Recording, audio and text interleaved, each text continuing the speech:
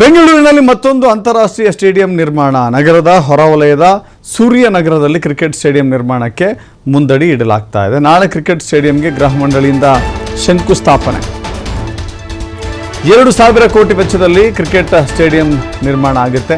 ಭಾರತದ 2ನೇ ಅತಿದೊಡ್ಡ ಕ್ರಿಕೆಟ್ ಸ್ಟೇಡಿಯಂ ಇದಾಗಲಿದೆ. ಈಗಾಗಲೇ ಮೊದಲ ಹಂತದ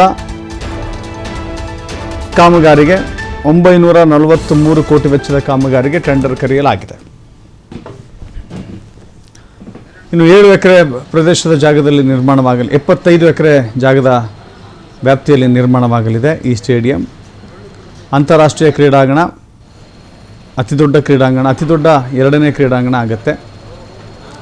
ಸ್ಟೇಡಿಯಂ ನಿರ್ಮಾಣಕ್ಕೆ 33 ತಿಂಗಳ ಗಡುವು ನೀಡಲಾಗಿದೆ ವಸತಿ ಇಲಾಖೆಯಿಂದ. ಹೀಗಾಗಿ ವಸತಿ ಇಲಾಖೆ ಸಚಿವ ಜಮೀರ್ ಅಹಮದ್, ಕೊಳಗೇರಿ ಅಭಿವೃದ್ಧಿಯ ನಿಗಮದ ಅಧ್ಯಕ್ಷ ಪ್ರಸಾದ್ ಅಬ್ಬಯ್ಯ ಸೇರಿ ಇವತ್ತು ಸ್ಥಳ ವೀಕ್ಷಣೆಯನ್ನು ಮಾಡಿದ್ದಾರೆ. ನಾಳೆ ಅದಕ್ಕೆ ಚಾಲನೆಯನ್ನು ನೀಡೋರಿದ್ದಾರೆ.